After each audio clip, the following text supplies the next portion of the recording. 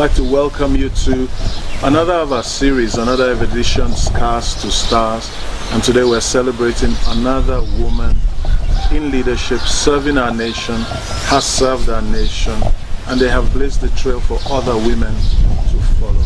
We have come from different angles. We've gone into academia, we've come into banking and the corporate world, we have even gone into agriculture and went into teaching. Now we are coming into a part of our nation that protects us, keeps order, defends us, and makes sure we can sleep in peace. And we have women that have excelled in those areas as well. And today we are so pleased and privileged to have one of the first generals in the different sectors of our defense forces. But this time we're starting with the Zambia National Service. And she has been and she is the first female Brigadier General in the Zambia National Service. And we are privileged to have tonight Miss Catherine Makwala. Thank you so much for joining us today on Scars to Stars. We really are privileged to have you here because we try to look, we're scanning through where so many women, right from independence 2064 till now, and we have women do so many things. There has been barriers to women entering certain places, but some of you have blazed the trail for other women. Some of you have gone beyond duty to ensure that you reach the pinnacle of achievement for you in your sector, and you are one of such people in the defense forces, in the Zambian National Service. You have become the first woman that was made Brigadier General, so reaching the general class of service. How does that make you feel to know that you are the first in Zambia National Service? Thank you for having me on your for bringing me on your interview. I feel happy because I set a place for the women in the Zambia National Service or in the defense. Zambia National Service, since time immemorial, there was no lady who got to the rank of a general, and it really made me happy, not for myself alone, but I was very happy that I had broken the barrier for the women. Yes. It is so important to note that because not many people last in military service. A lot of people, men, most of them, a lot of them cannot go through the rigors and stay till the end. And for you to come to general, it means you've served well over 20 years, most of the time, and you have been committed, faithful, and your superiors have counted you worthy to come into that class. And it speaks a lot about you. So we probably want to start by asking you, where did you start from? How did this come about? Where did Catherine come from that gave her the qualities that will withstand the pressure and get to become Brigadier General? And you only stopped at Brigadier General because that's where you could reach, not that's where you could end, but career-wise, for your stream, that's where the highest you could be. Catherine was born in the village, went to school in the village in Mugwa, and as I was growing in my father's house, my father used to tell us, me and my siblings, that whatever anybody can do in life, count yourself as a person who can do that whatever other people are doing. And it was really a challenge on us, and my father kept on reminding us, saying, my children, whatever you can do, or whatever somebody has achieved, don't look down on yourself. It is doable and you can do it. So with that, as I was growing, I was telling myself that I'm also a human being who is counted among any other human beings. Wonderful. Yes. So I ran forward when I was at UTH training as a student nurse. The Defense Force used to have career talks that time, and a group of officers came to UTH in the lecture theatre where we were in my class, and they gave us a talk to have urging us to have a career in the military. As they were talking, I was telling myself, my father told me I can do it. What can stop me? Am I meant to end as a nurse or venture into something else? And that time, we didn't have a military hospital. I didn't know what I was stepping into. So my friends also in the class made me challenged me actually, because most of them were saying, to go for military, I cannot do that. So it's very hard. You were breaking the stereotype. Yes. So as they were saying, going to the military, it's very hard. Remember that when we went for Zambia National Service training as school leavers, I heard my father's voice again saying, whatever anybody can do, you can do it. I put up my hand and said, I'm going to join the military. So they looked at me, are you crazy? I said, yes, I'm going to join the military. Do you know what you're really doing to yourself? I said, no, I'm going to join the military. Then 3 girls joined, the 4 of us. We said, they took our names, and that's how I joined the military, and because of what my father was telling me. When you look back today, would you say that was the right decision you made? It was a great decision. Fantastic. It was a great... You know what? When we were still training at UTH, we had more privileges than our friends who refused to join, because they took us. They took us as their own. The military took us as their own. Yeah. Our allowances increased, and our friends now said, "But why didn't we join? Why didn't we join like you?" So I don't know what you're scared of. So yes. Bravery in making decisions will help a lot of women climb up the ladder. True. So that mindset of why are you going into an area you are not used to keeps a lot of women from achieving the best they can. Yes. Would you say that? Yes. Because in your case, just 4 of you, and you crossed the line. And in crossing the line, you've discovered so much more than what you would have been. What year was this, please? That was 1977. Wow. Yes. So, without comparison, if you hadn't made that decision today, just imagine, what kind of nurse would you have ended up being? Or maybe you'd have gone into civil service or something? Yes, in those days when you train as a nurse, immediately you finish, you go into the civil service. Into civil service? Yes, you work as a nurse. And my friends, I have a number of friends we were with at UTH in the same class. They are still, a number of them have retired actually, but they still ended up working in the hospital and comparing our conditions and their conditions. Well, you can't begin to compare the conditions.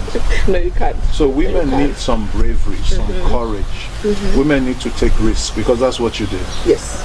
And what was it like? You've left nursing, caring for people. You're coming into some military training now, boot camp and all that. Why didn't you give up? Actually, I didn't leave nursing. Okay. I had 2 hats now. I was an officer and a nurse. Yes. Yes. Did you go through military training? Yes, I did. How rigorous was it? It was hard, I can say.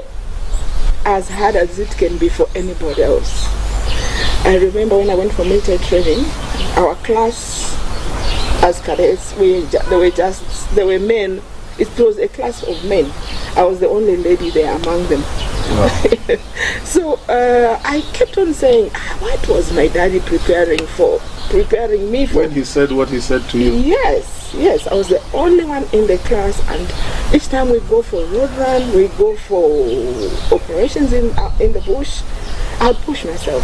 I said, I'm not going to leave this thing halfway. Did they have a standard for women and a standard for men? Never. You are an officer. Once an officer, you're an officer. So in life, there are no 2 standards? No. This is for women, this is for men. Join your class. Everybody has to compete at the same level. Yes. You have to prove yourself. You have to prove yourself. You don't have to look at yourself as a woman. Once you're in the military, you are an officer. They don't say lady officer, male officer. No, you are an officer. And you progress according to merit. They don't look at you and say, this one is a woman, we can't promote. No. But people always tell you, women are weaker.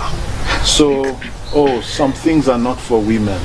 So you broke through that.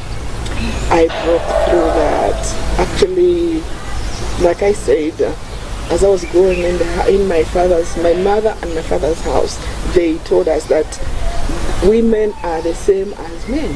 So I grew up believing in that. I never saw any difference between a man and a woman. More of my friends were men, actually. Of course, you were the only one in the class, so all your friends... No, even the ones who are not in the military. Okay, I see. Yes. Because if you are the only one in the class, then all your colleagues are male. So when they went through Road Run, did they slow down for you? Never. When they were climbing the hills and the mountains and doing the obstacles? They wouldn't wait for you. Did they bring it down? You have to go. What did your sergeant major say to you? If you remain behind, you will find them on top. They won't even look down and say, there's a woman. Look back and say, there's a woman. Never. They'll just go. Did they ever send you to guard room? No. And say you were not quick enough, so... No. So you were always on top. You were always ahead. You were never lagging behind. Not that I was always ahead, but they would see that this one is trying. It's trying. Yes. Fantastic. Yes. And you have the height for it. And this body has just come because of you are out of duty now. But I was very small out of the land. When you went home, didn't your father say, my daughter, what have they done to my daughter? Unfortunately, my dad didn't live long enough to see what I did. My dad died when I joined 77, when I was at UTH. 78, he died. Sad. It was really sad, and it was a death which was painful, which I remember up to now, because he went into theater walking and he had a cardiac arrest, so it was sad. But even today I ask myself, if that man was alive, he would have seen what I've become. He would have been so proud of what you have been telling us, Daddy. Sometimes I talk to him, I say, Daddy, have you seen what you were telling us to do? Fantastic. Yes. I wonder, why is it that a lot of women, we have talked to a lot of women, and a lot of them have told us their fathers were their biggest inspiration to break barriers and to become who they want. Is that the same for men? Or would you think that the relationship with fathers for women is probably the same as the relationship with mothers for men? I would think so. But when I remember my father, he would sit us together with the boys, and he never treated this one like a boy, this one like a girl. We just, when we're doing things together, we do it together. So, but I had a very close relation with my father. I think girls are closer to their fathers. Yes. Because our mothers, sometimes you find that, especially the old mothers, they were harsh. They were harsh. Because they wanted you to mold you. Like a woman, what they were taught by their mothers. But the fathers would sometimes they say, don't do that to the children, and you get because you had support and covering there. Yes. What was it like? What is it like for a woman in the military? Can you give us insight? What's the life like for a woman in the military? Is it regular with every other woman? You were a nurse and an officer. What was the difference in the way you think, the way you live? Did the military training make a difference in your perspective and perception? I think it did. When I think of myself, from where I came from up to now, I think it did. Because the training we go through makes you to be tough. They teach you to be tough. Okay? They teach you to have confidence. They teach you to be a person who can stand on their own. Because if you had to go wherever you go for, if let's say a war breaks out, you can't say I'm a woman. No, you have to be tough. They'll teach you the same syllabus with the men. You learn the same things, and you come up the same. And I remember, I mean, usually when when people are training, I mean, when we are being trained when you're being trained as officer cadets, usually sometimes you'd find a woman comes top, not in the physical, but like there are different subjects. Yes. But you find that the awards go to women. Mm-hmm. So women seem to be more focused. Yes. Maybe not in the physical, like you said, but in other areas there was a balance. Mm-hmm. So they could be excelling in an area, and maybe the men could excel in some areas. Yes, yes. Okay. And as women, I think when you go to the military, because you've been indoctrinated to say, this is not for women, this job cannot be done by women. So when us women, we go there, we want to prove to them that we are the same. Okay. Yes. And did that happen while you were in there? I know, being a military person, there's a lot of red tape as to discussions and all. But was there in any way, any form, you would say, oh, did the male colleagues treat you like a woman, or did they treat you like, was there challenges? Did you have to prove yourself double? Did you have to work twice as hard as the man? No. Because as you enter, as you go there, from day one, you are all the same. Okay? You enter, you are recruited, and you start training together. You are just equal, and you won't see the difference. Like I said, you become friends. There are times when you find when you're with boys, you forget their boys, or men, we forget their men. They are officers. They are just officers. Go and sit. If you are going to go into the mess, you're going to sit there together. There's no saying women should sit there, men should sit there. Even the discussions, when the discussions, you join in. They won't say, you're a woman, you can't join in. No. So why does society, in your opinion, why does society keep making this distinction between women and men? But when it comes to achievement, the rules are the same for everybody. I think culturally, as Africans, we've been brought up to say this job is for a woman, this job is for a man. So as you are growing up, to break away from there, you know, I think that's what causes that. Yes. But when I look at the new mothers of today, the new fathers of today, I think they are breaking away. Okay. And the way they are bringing up their children. I have a son who has a 1-year-old daughter. He'll bath the baby, he'll change the diapers. So I don't think, if it was in the past, they would say, why do that? You're a man, how can you do that? But I think it's up to us, the mothers, to teach our children from home. Absolutely. As they are growing in the home, they have to be told. Don't segregate them to say, you're a man, you cannot do this. You're a woman. I remember my son when he was growing up, I would be in the kitchen baking.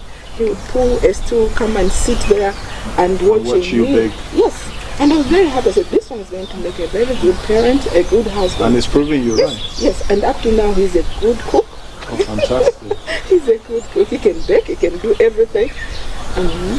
And we go back to your officer life. If you were the first female general in the Zambia National Service, it means for a lot of times you were the only woman in certain places as you were climbing, because there were not many generals coming into the same space at the same time. How did that make you feel, sitting down lots of times, the only woman in certain spaces? It made me sad. Why did it make you sad? And what responsibilities? Initially, because like even when it's not just with the military. Yes. In all organizations, you find 3/4 are men, 1/4 are women, which is not it's not supposed to be like that. It's supposed to be 50-50. That's right. Yeah, and what made me sad is I'd look around, I find that maybe we are only 2-3 lady officers in the whole camp, and the rest are men. So, but where are the women? They want to join, but they'll get more men. So I think we are getting there, looking back, and I'll give you an example of Zambia Nation Service. When I was a Kenyan, I think we were just 2 lady Kenyans. Yes, but now you find a number of lady Kenyans. We have another lady who has been promoted to general, which was not the ZNS. Yes, and it took long for her to come and be promoted after I'd retired. Okay. Yes, so we are getting there, but we have to do more. What more do we have to do? And what more does the woman need to do for her to, again, maybe it goes back to the amount of female intakes, which will determine the amount of time it takes to get there. But what else does a woman have to do for us to... You have paved the way now. And second, somebody has come after you, even though it took some time. What would we do that we would have soon 50-50 colonels? If there's a camp, you have 10 colonels females, you have 10 colonel men. I know normally you don't have so many colonels in the same place. But how do we bridge that gap to bring more women into those spaces? I think the laws have to start changing from the top there. Because even if we say we need more, but if the laws are saying 1/4 of women and 3/4 of men, it will still continue. Yes. So the laws have to change. Times have changed. Yes. So the laws have to change if we're going, starting from Parliament. Look at our Parliament. Yes. Huh? Yes. We need to have 50-50. We have less than in 20%. Parliament. Can you imagine that? Yes.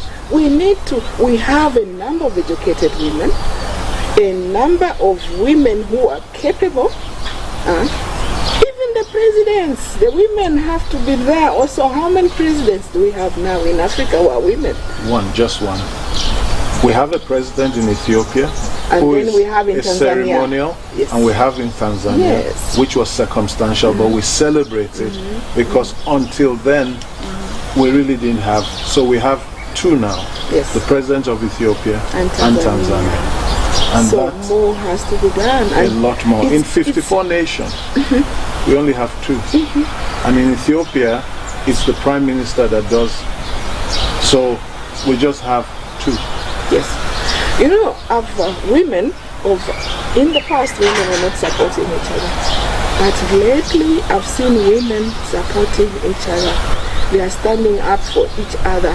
But I feel the other side, meaning the men, are greedy. They don't want to give us a chance. You feel it's greed? Yeah, I think it's greed. Please, I don't know. Is it the culture saying a woman cannot being a military woman, do they need to give you a chance, or do you take your chance? I know you have said the laws. So if the law doesn't change, there's so much you can do. But again, the laws gives you rights. So do you have to wait for a man to give you a chance, or you have to take your chance? Particularly where you are in the military. Who makes those laws? Absolutely. It's the men. Absolutely. Isn't it? So how do we get more women? We have to change our constitution. We have to change the things and how things are done. We have to change. How do we get more women into those decision-making positions? If women are not even voting women. We are. So this time we are going to. We are. Okay. We are voting women. Okay, I'm going to watch and see. Yes, we are voting women. Me, I'm 100% women.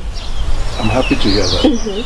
Because we feel that it is time. It's our time. The organization I represent, Lead Africa Women's Institute, feel that it is time for women to start taking their place.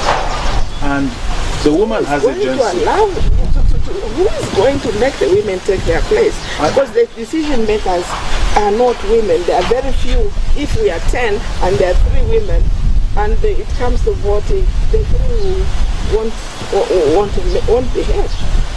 Not because they are women, but they are fewer. So we need to have, as all the other women have said, and I like what you have said, it starts from laws and policy. We have to be very intentional in the kind of laws and policy. Even in the military, we need to see more, not just even affirmative action, but intentional empowerment of women and creating space for women, understanding that there's an imbalance and there's no equity in those spaces. What would you say to that? Before I answer that, I think I was thinking of like in the political arena, things have changed. I've seen when when the politicians are filing, I mean the parties are filing in. Usually, if there's a man who is the president, the vice is a woman, which is very good. Like it's very here, good now. There's a woman. Yes. UPND, there's a woman. Yes. Yeah. I think like that we feel recognized. I don't know about the other parties, but I'm talking about the big parties which are... So we are coming of age, and we are beginning to recognize that having a woman on your ticket gives you more influence, and the influence. But hope we won't look at them as just poster pictures, but recognize that they are there to perform and they have the abilities to perform. Let's look at you, man. Let's come back into your career. Climbing to become a brigadier general. Normally, that takes a lot of years. Of course, there from captain, from lieutenant to captain, you have certain years you must do. From captain to major, you have a certain years. From major to lieutenant colonel, you have a certain years you must do. But it doesn't just work that way mathematically.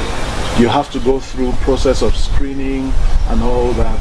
From being a lieutenant to being a general, about how many years did it take you?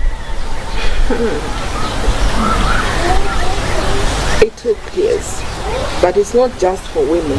Even when you find generals in the military, even men, it takes time for you to have reached the time to be a general.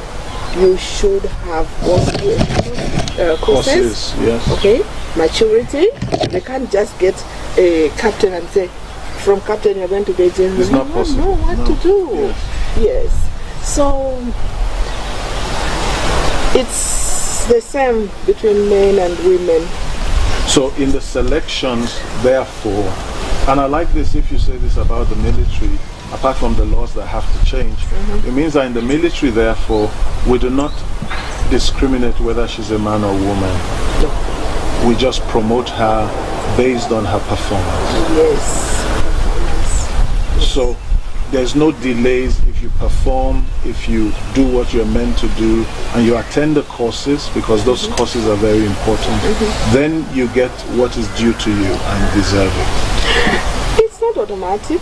Okay. It depends on your character as well, the way you behave.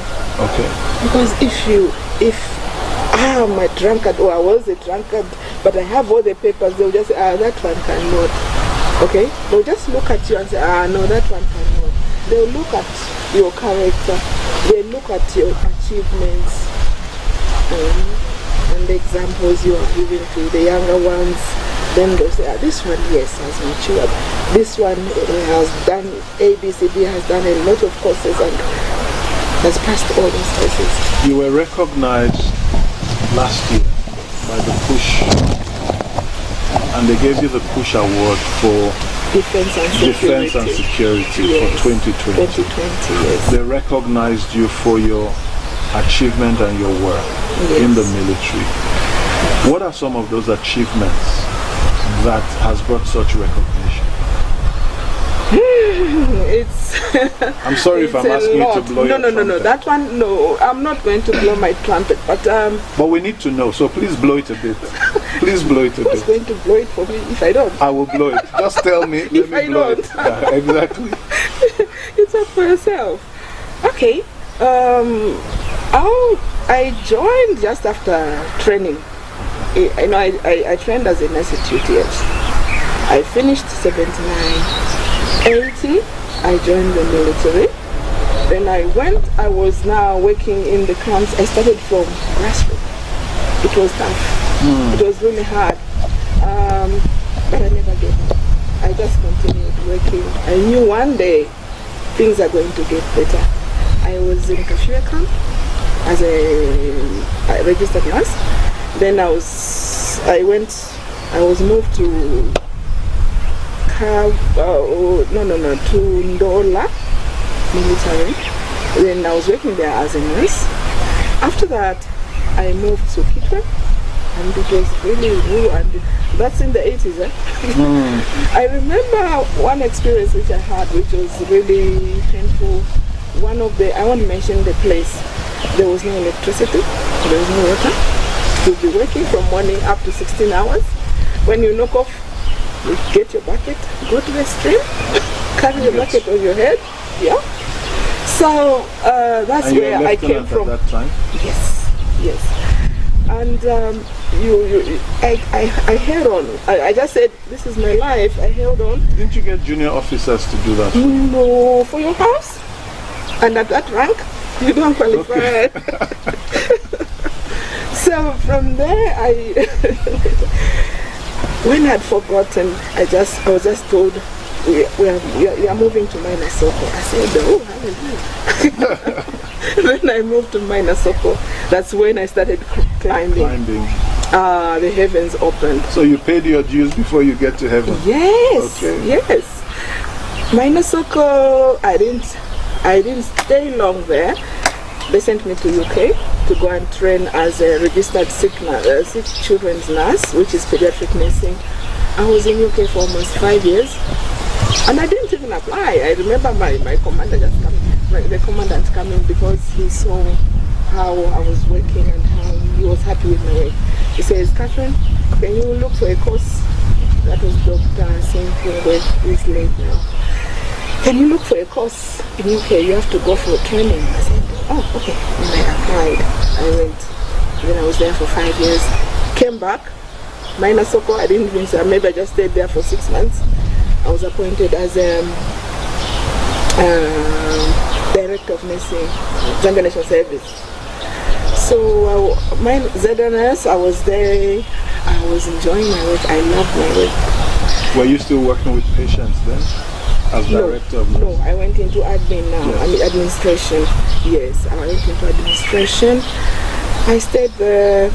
Then after that, I moved to the Ministry of Health. I'm the Ministry of Defense. At the Ministry of Defense, I was appointed as the National HIV and AIDS Coordinator for the whole defense, for Army, Air Force, and ZNS. Wow. Yes, and when I was there, I enjoyed, had a good time. I would travel all over the world. No, yes, I do. But the exposure now, I got exposure. I was working with the American Embassy. I was working with NGOs. I'd go for meetings, which really helped me broaden up. Yes, and because you were heading HIV. Yes. For the whole of the defense forces. You know, one thing which made me very happy is when I went to Ministry of Defense as the HIV and AIDS coordinator, we didn't have any program for HIV and AIDS, and that time, that's when people were dying so much. And we didn't have ARVs at that time? No. So when I went there, I thought very hard. I said, what? Dear God, what have you brought me here for? And then I said, I have to have an answer to this issue. Then started going around looking for support and donors who could work with the military. And I found the American Embassy. They said, we are going to partner with you. Oh, yes, and then they did a lot for the defense through PEPFAR. Okay. Yes. We even managed to build a secretariat for HIV and AIDS. Yes. We managed to train a number of personnel. We trained coordinators in all the units infrastructure was built in all the units. Oh, brilliant. It was really good. Wonderful. So you helped to see that happen. And the deaths started going down. So your serving there helped to bring about. I would say so. If it wasn't me, somebody else would have done it. Somebody else would have done it. Yes. I love your humility. Yeah. They did a good job in the forces for you. I love that humility. What else would you say your time brought? Particularly for women, what did your service do for women? I know in the military there's no male or female. You treat everybody the same. Yes. But are there things in particular you feel this helped create space for women to come through? I can say, I can talk for the combination service. I think my promotion, when I was promoted, it gave hope to the young officers. Okay. Because we knew when you get to Keno, that is the end. That's where you but when they saw it happen to me, they said, oh, so it can happen. Yes. And it really made them realize that they are part of the military. And when I walk to ZNS headquarters, find them walking head high and they're there. I mean, madam, wow, you did well, madam, you did well, which is very good. I feel very happy. Yes. So if you did not persist and get to the top, it may have been different. When they look at it, they may think that nobody has done it before. Maybe there's no hope for us. You mean the other young female officers? Yes. Yes, I think they would have run out of hope. I think so. So people's aspirations come when they have a role model. Yes. And it makes them push because they say, I can be like that. She achieved it, I can achieve it too. When she goes, I'll be the second Catherine Makwala. Absolutely. And there will be a third and a fourth. A third and the fourth, yes. What do you think military service is? Today is 2021. What's the future of military service for a woman? Do you recommend us to go into it? Knowing what you know now, shouldn't that be a place women should be looking at? Particularly where there are few women. Shouldn't we be having more women? Shouldn't we break the stereotype thinking military is for men, but show that women are equally as good? What do you think?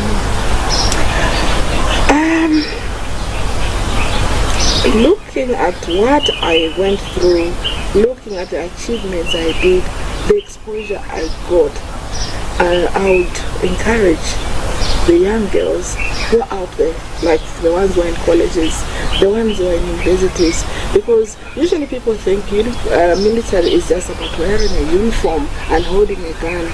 No, there's so much you can do. There are different careers you can have in that military. We have lawyers, we have journalists, we have different people, doctors, nurses, physiotherapists.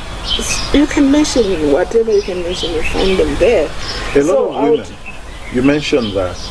Sometimes they look at the ministry that the pathway into the military for a woman is being a nurse or sometimes a doctor. What of being an infantry person? Can't we come in through that? Shouldn't we be encouraging more people should come through the infantry area and then they can branch out? Is that happening? Yes, that's happening. Because from what I know and what I've learned from very reliable, when you come through the medical, you come to Brigadier General, and you cannot be a commandant because you didn't come. So if we have more women coming through as infantry and then coming into the different spaces, I mean they can be commandants and they can be the Army commander, they can be the Air Force commander, they can be the National Service commander. Are we pushing for that? Are women seeing that opportunity? To join as Do infantry? you see someday that you have a female Army commander, a female Air Force commander? That's what I'm looking forward to. I can't wait to see a day before I go in my grave. I want to see a military Army commander, Air Force Air commander, and ZNS commandant. At least one of us, we see a woman there. So it that day really you will celebrate the women happy. Yes. So what can we do to achieve that? You have broken the barriers. You have shown that there's no ceiling. But you came through the stream of medical. So there's a limit you can get to, because they say this person probably can be a commander, because we see it from a stereotypical point of view, and laws probably. But how do we break that next barrier to become commander? I don't see any barrier, because currently we have a number of young officers who are infantry. Okay. Ladies who are infantry. And among that crop, I can see one commander coming out of there, 1, 2, 3, because usually at a given time there's only one in each service, so there are only 3. Yes. So at least one of those girls one day will make it. So we're looking and I would appeal to the president to think of making a woman one of the commanders. Because if a woman becomes a commander, that is a huge message. Yes. To so many women. Yes. That really makes a whole difference. True. So we need the political will. We need to trust our women to have command. Because you said when we come through, I think it will happen one day. I can see it happening, because when I look at the women, I was talking of well, let me not mention names. Yes. Yeah. Of some girls who are really doing very well. And currently, we read about them. I read about them. I follow them. And I was talking to you about them. Yes, who are doing very well. And they're very sharp. They are very sharp. And very educated. Yes, yes. I can see one of those girls making it. If we have very soon. If we have the not political in will. 10 years, 20 years, but very soon. Because at that level, it is not a career decision, it's a political decision. It's the president that appoints. Yes. And that president is appointing based on a selection of people. Yes. So therefore, it is out of the hand of that woman career-wise. It is now up to the bravery and the courage of the president to say, I want to give my army to that brilliant general to come and take it and to rule. I don't think it's the bravery of the president. Wouldn't that be coming against stereotype? No. The president is advised by the defense forces themselves. Okay. If they go to the president, write a letter and say, we have this person we think can do this job. Okay? And we've looked at their whatever their CV, they can make it. I don't think the president can say no. I don't think he can say no, really. So you are saying he will just listen to them and say, this is your recommendation. And I mean, as the lady officers also should know that the president, his ears are on the ground. He listens. Okay? He listens. So he knows about this person who is there. He reads about this person who is there. He knows us. I'm waiting for the day when you will say freely, she knows. Because now we're only saying he knows. But that currently we are talking about the current leadership. That day should come where we say she knows. She knows about this and that. It will come. Tell me, Ma, what qualities does it take? I want to get to become a general. Yes, is meritorious service. In your leadership, and one of the things the military does is teach you a lot of leadership. They send you on so many leadership courses. In your leadership experience, what should a young woman pay attention to if she wants to climb into that leadership position? What qualities, what principles, what wisdom from your many years of experience? Since 1977, you joined. From that many years of experience, over 40-something years now, what would you look back and say, my sweetheart, if you want to go, this is the path to walk? What would you say to her? She's watching us right now. Yes. First thing, read. Education, read. Education. Let the girls read. Okay? Let them improve themselves. You know, there are some who join just like grade 12. Grade 12. Yeah, don't think that's the ceiling. Immediately you finish your military training, apply for university, start studying. Go, when you finish your degree, it's not enough. So the military allows you to go to? Yes, they do. They do. Do they pay for you? Yes. Yes, it's up to you. If you want to sit down, you sit. But if you want to improve yourself, you go you take your application and say, I want to do this course. As long as it's relevant. But if it's irrelevant, they'll tell you, no, this one is not relevant. Okay. They even encourage you to apply for courses and study. So this girl should read, should study, improve herself. Okay. After improving herself, whatever she's doing, she should know that people are looking. Okay? Character. Your character. Character is important. Okay? Do you have to be in the military to have character? No. Every person should have character. Everybody should have character, because if you forget about yourself and you are doing things, people are looking. Whatever you say, they won't respect you. Wherever you pass, they won't respect. They'll just it's that one. That is it. So even in the military, they look at a woman and say, "Is that one? Is that one?" Not and woman. They look at an officer and just say, "I've seen officers who have lost out because of their character." At this time we're looking at women. We're looking at, because we want more women into that space. We want to see more women generally. Yes. And maybe this will help that woman speed up. Okay. Because we have so many men, so let's leave the men alone. Okay. Let them stay somewhere. Okay, they can excuse Let's me. look at the women. Okay, I talked about improving yourself. Yes. Okay? Character. A woman's character is important. There are young officers, like as they join, they'll just be spending their time in the mess. That should be accused, They'll just be drinking. Can we note that, please? Yeah, it kills. They'll just be drinking. And they'll look at us and say, you mean that drunkard? Nah, that one cannot do it. You see? Character and also performance at work. When you're in that office, think of your performance. You are given a task. Make sure that task is done. Look at that task as your own task you are doing. Don't think because it's so they should take ownership of their responsibility and excel in performance and execution. Yes, I think that's what I can advise and really. Be sure of yourself. Confidence. Walk with confidence. Always be confident.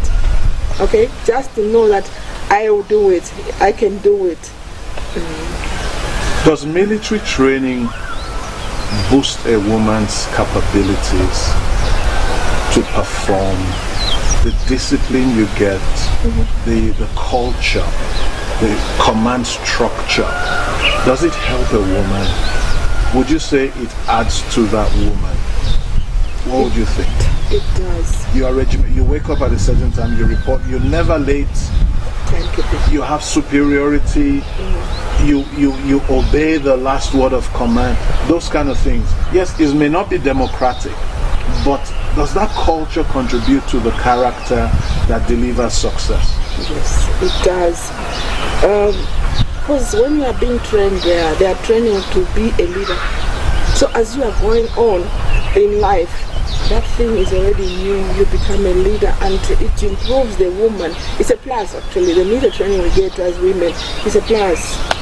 So when you come out, you're in retirement now, and I know that you have served the nation, because I know when you join the military, you sign your life to that nation. Yes. And you become the property of the nation. That's why when you go out war, they bring you back and they court-martial you. When you are now in retirement, how do you adjust back to civilian life? The military will say bloody civilian. How do you go back into civilian life? How has that been? We never go back to civilian life. Okay.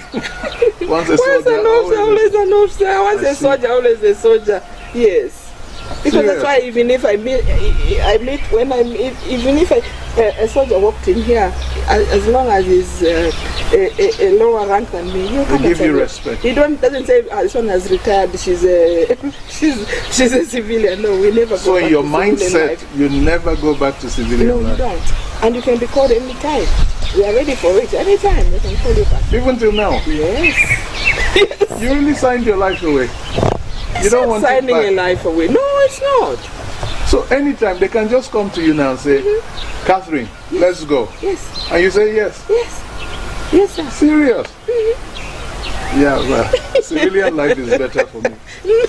Well, it is for you, but that's life. That's us. I really am so. This is so admirable. I really, Even when I'm walking on the road there, I know that I'll meet people who know me as an officer, who look up to me. I continue walking as an officer, and I will have to behave as how an many officer. years was your service for? 20 plus. Wow. So till now you carry the mentality It's of an there. officer. It's there. When you're driving on the road, when you're in your house, you still feel I'm a military. Don't do that to me. No, I'm trying to see Yes. what it is for you. Yes. Yes. Wow. I honor you. I really do. It's part of it's a life. It's a life. Once you get into that, that's your life. Not that you have to go marching everywhere. No, you don't. But inside, you remain the same. So what would you, as we begin to wrap this up, what would you say were the most beautiful things the military taught you that you wish everybody had and had learned? What would you say the military did for you that you said, this really changed my life, and you wish everybody had that experience? I hope it's not a tough one. It's not a tough one, but you mean me as a person? As a person, Okay. what lessons did you learn from the military you would like to pass on to us? Believing in myself, discipline, and what else can I say? And confidence. Okay. Yes, you have to be. I mean, that confidence I got from the military. Even if I met the president, I'll still be confident and go and meet the president.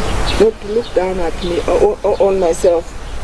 You see, So confidence- it molds you into a whole person. Confidence, discipline, belief in yourself, And leadership. and leadership. Yes. And they taught you leadership at different levels. What are the challenges a woman will face in leadership? What responsibilities does leadership confer on a woman? Okay.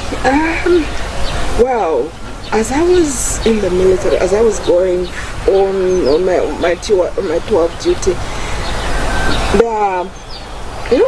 in life you find different types of people, and most of the people I was working with were young men, and sometimes when you call them and you're giving them orders and whatever, they will just look at you and say, because it's the way they were undocumented, isn't it? Yeah. They won't say it right there, but you can see that this person is saying, it's not just the woman, what is she talking about? That's the challenge I had. Okay. But because of the military training we had, I would still remain on top there, Yeah. and that person is still my junior, Yeah. whether they like it or not. Yeah. And it never even gave me any problem. It never even bothered me. I just knew that anyway, that's how they are. That's how he was brought up. That's how it was brought up. So that indoctrination, even in the military, was there. Women With still some face people. that with some people, not Yes, everybody. yes. But But they wouldn't say it out. they would no, they dare not say that because Even that's the in military. church, you can It's have that everywhere. type of people. It's everywhere. What I'm seeing is that what we face as civilians, a woman still faces the same, but they don't say it. Yeah. It is assumed, it is thought, it is communicated non-verbally, and you but can tell that she still faces that in the military, and it is still some form of discrimination, but it's not verbalized. And what other positives on the leadership side? What are the beautiful things leadership-wise? Looking at leadership, a woman in leadership, what beautiful leadership qualities will the military bring in you? Apart from character, apart from discipline, apart from belief and confidence. What else? Being a woman in leadership, what does it do? Did it enhance your vision, your planning, your strategic thinking? Yes. What did it do for you? It's mentally it made me strong. I can say mentally, when I sit and plan to do something, I could tell that it's because of this military training I did. Yes. So you were very strategic. It makes you very strategic in your planning, setting objectives. Because sometimes you hear, not sometimes, a lot of times, you hear that the best leaders are military. That the military really produces very good leaders. Yes. I see you smiling. Like I said, it remains in us. It stays with us. Yes, I see you smiling to that. Give a task to a military person, whether retired or not retired, they will do it perfectly. Is our nation therefore not wasting the retired officers? Why don't they bring them back to service? If we have such great crop of leaders like you, when are you going to serve us? Because you're still very young. Am I? You're still very young.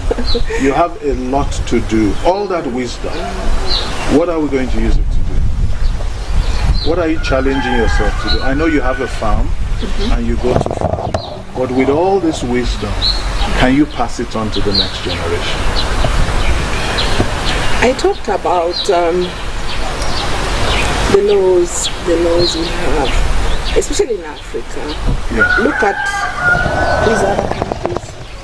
We are meant to retire at 55. Okay? Haven't they changed that? That's what I'm talking about. But when we went, we were 55. Yes.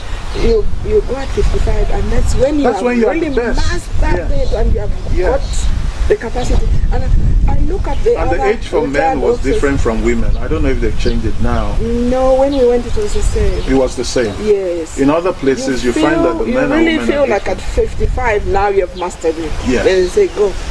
You see. So it's the laws. I think we need to think of changing the laws. Africa is losing out of a number of crop of people like you. Crop of people, knowledgeable people. Like I've told you, I was so exposed. I'm not talking for myself, but a number of officers were exposed. We got so much knowledge. With knowledge. They train you for over 25 years. Yes, even like we attended a number of trainings abroad, which we cannot use. So we have to start looking at how can we take advantage of this knowledge you already have and put it into work. And that's why I'm asking the question, because we would like to come back to you and see how you can pass the baton. You know, I've been thinking, I haven't just been sitting, I've been thinking of how can we use the retired officers? I can give you many suggestions. How can we use the retired officers? Because we need to get those people together who are just wasting. Some are in the farms, right deep in the bush, with their knowledge, and they just put it away. You see, I think I don't know, the challenge in Africa is, but then there's a lot we can do.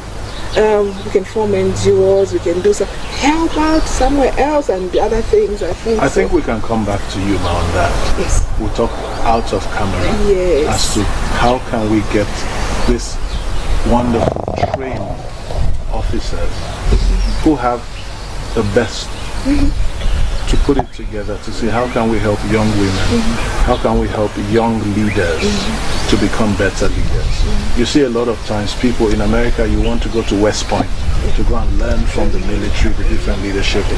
In different business schools, you find that in their business classes, they learn a lot from the articles written by the military on their leadership. I think that can be a discussion that can be further. And I will probably knock on your door again.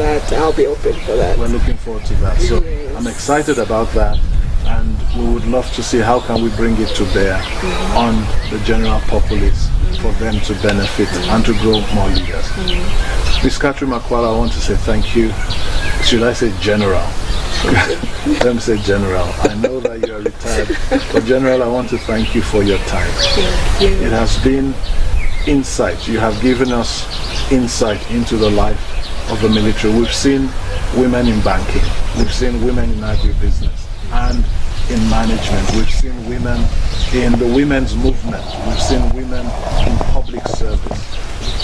I know we are going to see other women in the military, but you are the first from national service that we have come to meet. We honor you for having broken that barrier and made other younger officers know they can get there. So thank you for your service. Thank you for your discipline. Thank you for your commitment. Thank you for your loyalty to our nation. That you are still a general in your mind, even when they... Until I die. Can you imagine?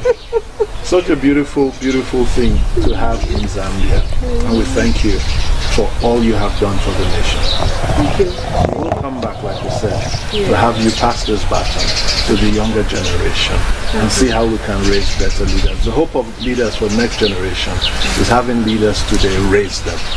So we will come back to talk to you and see how we can have you contribute towards the raising of the next generation of leaders, passing that baton to them.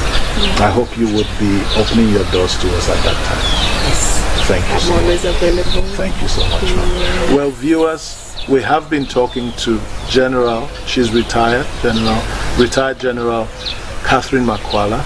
She served as an officer in the National Service, Zambia National Service.